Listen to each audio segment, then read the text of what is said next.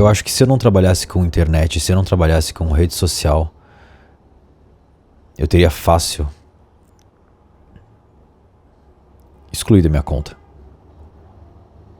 É muito fácil dizer isso agora, né? Já que eu não vivo nessa realidade. Mas eu acredito que sim. Mas talvez não. Talvez eu não resistisse e fizesse que nem pessoas que eu conheço que excluem, depois fazem um detoxinho e depois volta. Eu tenho lido bastante sobre redes sociais, sobre o efeito que redes sociais têm sobre a gente. Às vezes eu me sinto meio tiozão falando desse jeito assim um pouco, mas sei lá, acho que não. Né, falei isso da outra vez que eu estive aqui, de parecer tiozão, por assim dizer. Isso foi um tema recorrente. Nossa, barulho, né, desse lugar. Enfim, faz parte o barulho desse lugar. Eu tenho lido bastante sobre redes sociais. Eu tenho lido bastante sobre o efeito que ela tem sobre a gente. Que basicamente a gente existiu essa ideia de hacker, né? Do hacker, que é o cara que entra hackear um site. Ele invade o site, faz o que ele quer e toma controle do site e hackear um computador. Então, a gente imagina a cena de uma pessoa no computador e aí hackearam o computador dela. Então, ela controla a seta do mouse ou envia dados que essa pessoa que é dona do computador hackeado não queria, né? Enfim, então ela não tem controle, ela perde o controle. Essa é a ideia do hacker, né? Se a gente pegar o termo em inglês hack, to hack, é meio que você, acredito que seja isso, né? Você pegar, um machado e hack, né? Você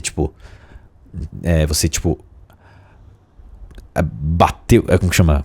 Usar o machado pra passar no meio assim do pedaço de madeira, você hack, né? Então, hackear é isso, você hackeia o computador, você entra no computador, invade e toma controle dele. E o que a rede social faz é hackear a nossa mente. Ela entra na nossa mente, toma controle da nossa mente, toma controle da nossa atenção, toma controle dos nossos comportamentos.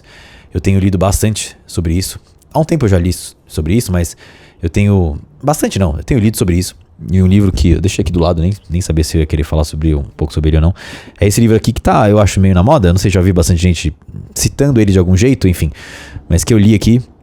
Quer dizer, tô no começo ainda, é um livro bem grande. Chama A Máquina do Caos. E é muito doido que eu leio aqui esse livro e eu me sinto totalmente envolvido, assim. Me vejo em vários lugares, vejo pessoas que eu conheço em vários lugares.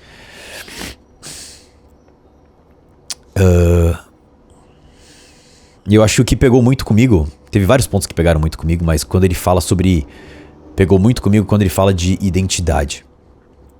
Que ele fala como que as redes sociais, para as redes sociais, né? Facebook, YouTube, até LinkedIn, enfim, essa coisa que a gente chama de redes sociais, ela mexe muito com a nossa mexe muito com a nossa identidade. Para ela é muito vantajoso, para as redes sociais, estimular a gente a descobrir uma identidade, não é descobrir, a gente colocar uma identidade como a nossa identidade. É muito vantajoso isso. Então, o que seria identidade? É muito difícil às vezes definir, né? Identidade pode ser o quê? Pode ser nacionalidade, pode ser pertencer a uma raça, pertencer a algum grupo. São grupos, né? Você pertencer a grupos. Então, a rede social estimula muito a construção de uma identidade, que até certo ponto isso é bom. Mas para a rede social é muito vantajoso construir uma identidade para daí pegar essa sua identidade e aí colocar em conflito com outra identidade. O eu e os outros, o nós e os outros e os eles. Separar isso, porque esse conflito de identidades faz o quê? Movimenta a rede, faz você ficar mais tempo na rede, faz você ficar... Porque, né, quantas vezes você já se viu, talvez, ou envolvido diretamente numa briga, numa treta na rede, ou acompanhando uma treta na rede. Então você fica envolvido totalmente... Esse conflito de identidades mexe com um lugar humano nosso de paixão, assim, de paixão num sentido não necessariamente bom, né? Paixão de você querer, passional, de você ficar lá e você não sai da rede, você fica na rede e você vê mais anúncio E como você vê mais anúncio, mais patrocinadores entram e colocam mais dinheiro nessas redes e o negócio gira. As redes, elas querem a sua atenção. Quase que às vezes, né, independente da causa do que vai gerar isso. Da causa não, independente do resultado. Ela quer a sua atenção, porque é isso que vai dar o quê? Lucro. No final, gira em torno do lucro. E esse foi o ponto que mais mexeu comigo, porque a minha presença na rede, nessas redes sociais, quase que desde o início, desde 2016, que foi quando eu comecei o canal Yobambu, foi pautado em cima de identidade. Foi essa coisa da identidade asiática, a minha identidade amarela. Eu como descendente de asiáticos no Brasil, e como que isso não era falado sobre, e como que a gente, enfim...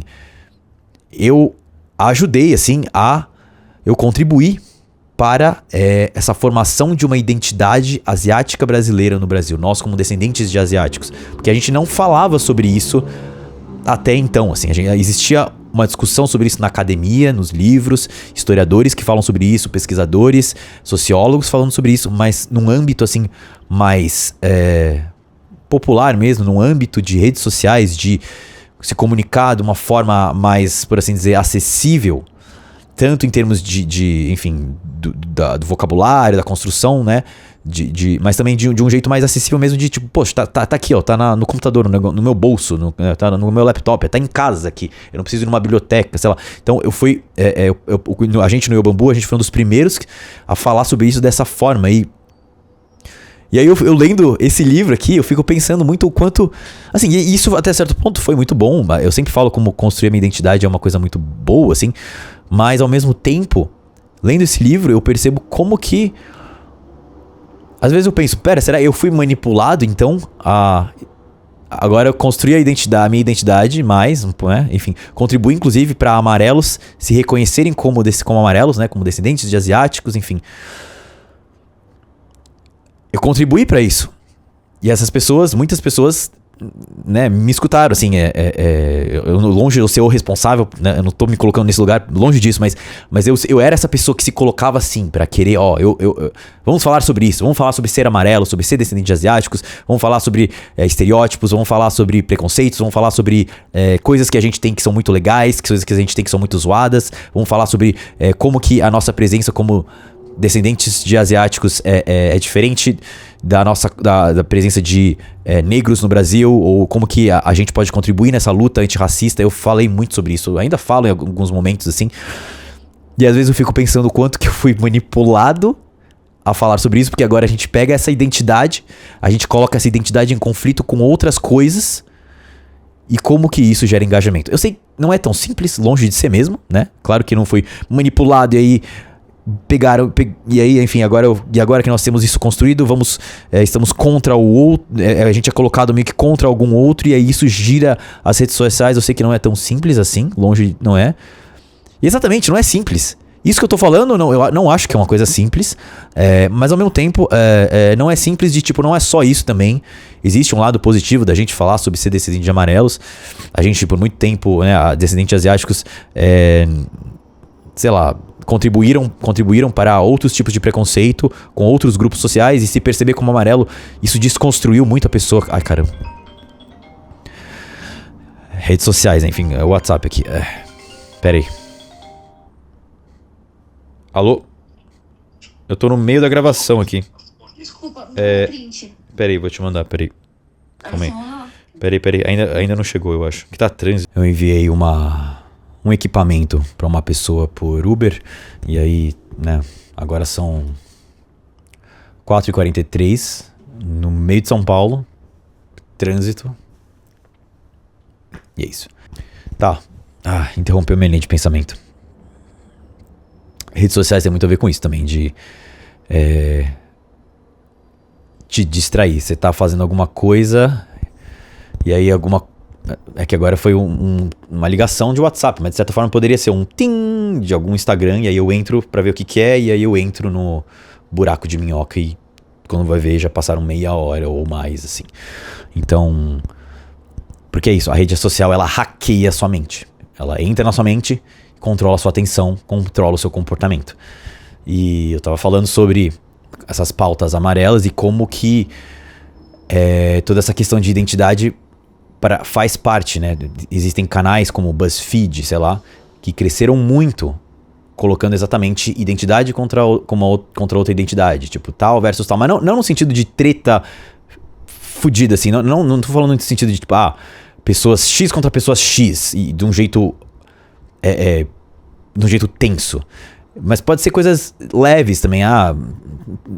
Como que pessoas de tal lugar e pessoas de tal lugar enxergam um arroz. Sei lá, coisas mais simples, assim. Mas assim, e como que isso engaja. Como que isso faz as pessoas... Nossa. E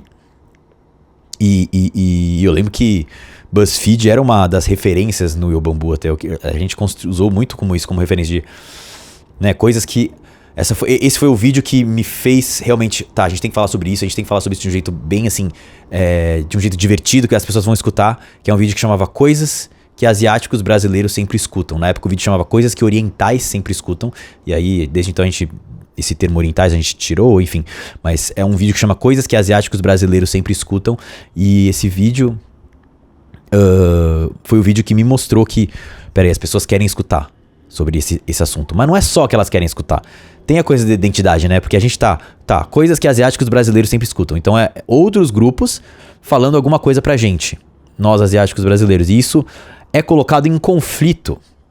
Isso é o conflito. Isso é o conflito. A gente tá evidenciando o conflito que existe de identidades. Do outro ali chamando nós, asiáticos brasileiros. E eu não acho que a solução seja... Peraí, somos todos iguais. Não existe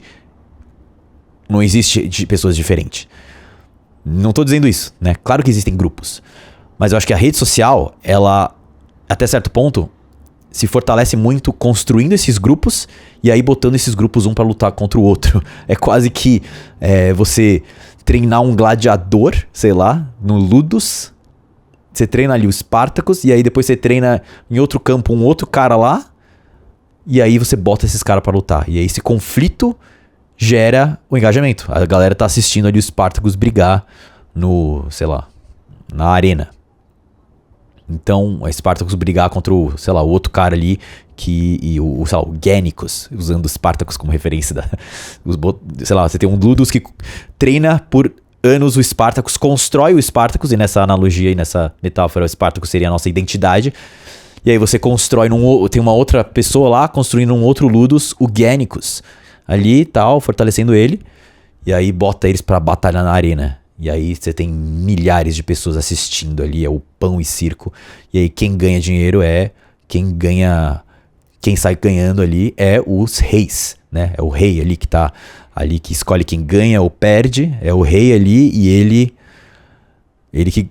que tá colhendo ali os louros daquelas pessoas se matando. E nessa metáfora, quem que seriam, né, os reis? As grandes corporações aí, o Facebook, Google e enfim, Twitter, X, enfim, agora é X, né? Então, assim, E aí, esse livro aqui me fez pensar muito sobre isso. Eu tenho pensado bastante sobre o meu papel dentro disso tudo, assim, não só meu papel, mas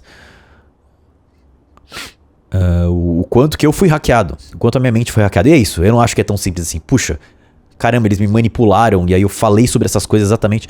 Ao mesmo tempo eu sou fruto do meu tempo, eu acho que até certo ponto a gente age, né, sei lá, eu não sou psicólogo, enfim, mas eu acho que a gente age de acordo com os nossos tempos, né, enfim, era um momento para se falar sobre isso, né, não era só eu que tava falando sobre isso, era muita gente que tava falando sobre isso. Nossa, tô ficando com frio, peraí.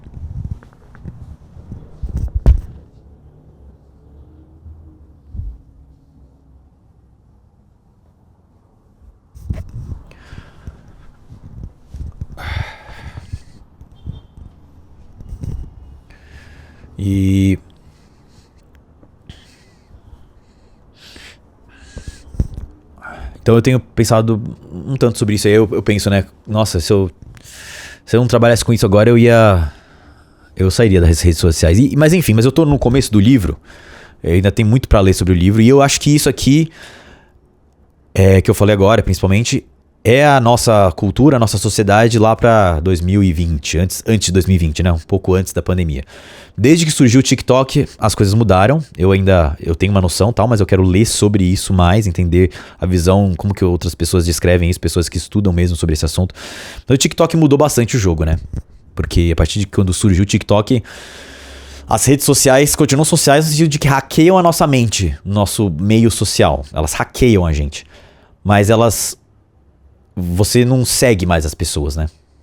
Eu acho que o TikTok piorou tudo, de certa forma. Você não segue as pessoas. Então, se você segue alguém no Instagram, se você segue alguém no TikTok ou no YouTube, não necessariamente o que vai aparecer pra você é o que aquela pessoa postou. Quem faz a curadoria é o tal do algoritmo. Nossa, você vê, né, como são essas coisas. Esse barulho me dispersou. Eu tava falando, o barulho me dispersou.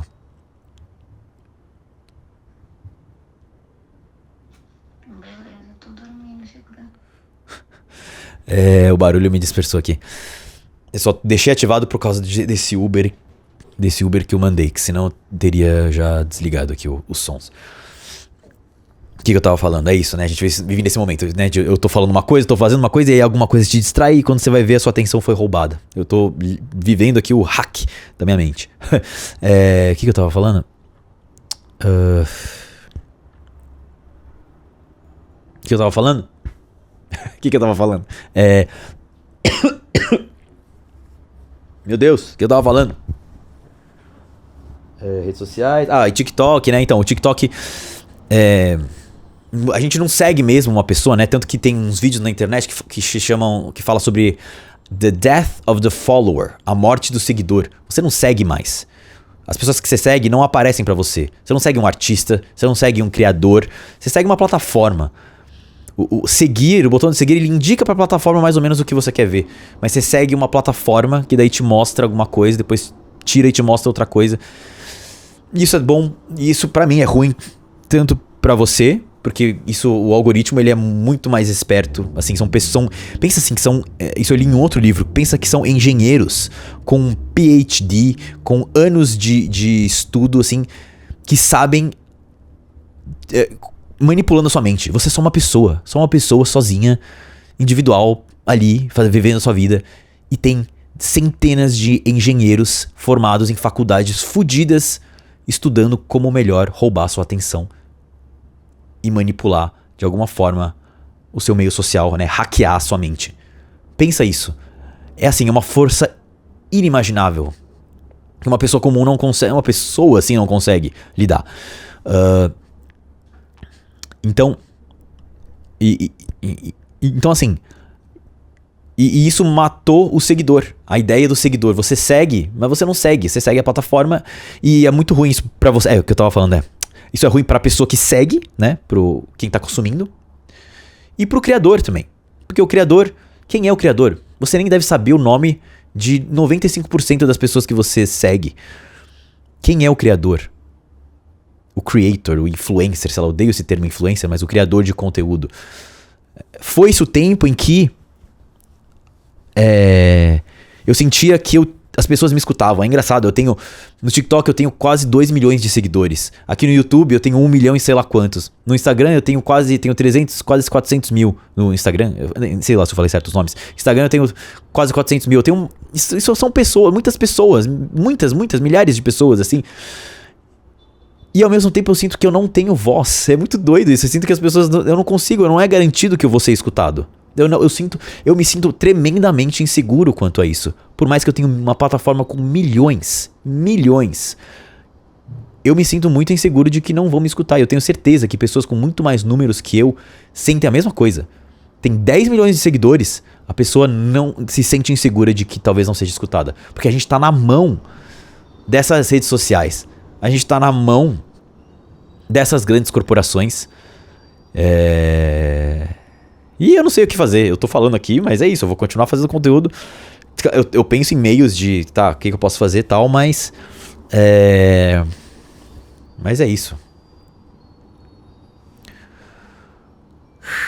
E aí a minha proposta aqui né... Sei lá, todo vídeo que eu tô sentando aqui pra falar, eu digo qual é a proposta desses vídeos. Mas tudo bem, eu acho que eu mesmo tô entendendo isso. é eu só sentar aqui e falar, todo enrolado mesmo, todo disperso com esses barulhos aqui de ônibus do meu escritório, falando como eu tô me sentindo nesse exato momentinho aqui, mais ou menos, né, como eu tô me sentindo. Isso aqui é quase que uma terapia. E eu espero que tenha gente escutando. É uma terapia pública. É isso.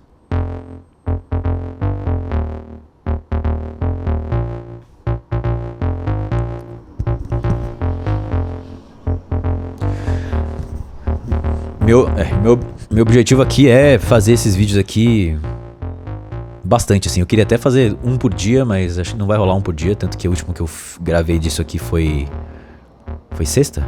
Eu não lembro, assim, não lembro. Esse aqui é o terceiro. Mas é bom, assim.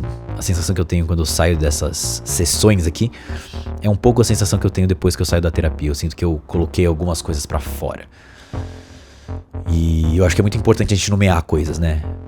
Porque é isso, é uma força esmagadora. Como que você vai lutar contra um algoritmo? Como você vai lutar contra algumas coisas? É uma força esmagadora. Mas eu acho que falar sobre isso, perceber que nós estamos, todo mundo, a gente tá nessa junto, assim, entender que é isso que acontece, isso já ajuda bastante. Porque é uma força esmagadora. E entender que nós estamos... Nomear isso, né? Eu lembro um vídeo do Vsauce que ele falava isso, que o importante de você nomear as coisas, de você colocar um rótulo às vezes... Que é isso, eu odeio ser rotulado, não gostamos de rótulos, mas às vezes colocar o rótulo em algumas coisas, tipo, isso aqui que tá acontecendo. Tipo, sei lá, gaslighting, essa ação se chama gaslighting. Colocar um rótulo, nomear algumas coisas, é como se você botasse uma rédea na coisa e você pelo menos tem um pouquinho de controle. Um pouquinho mais de controle. Então, nomear, colocar em algumas frases, algumas sentenças, às vezes até em uma palavra só, algumas coisas, faz você sentir que pelo menos... Sentir não, ter mesmo um pouquinho mais de controle. Porque a gente não tem controle dessa aleatoriedade que tá me ligando aqui. Eu vou sair. Obrigado, gente. Obrigado por assistir.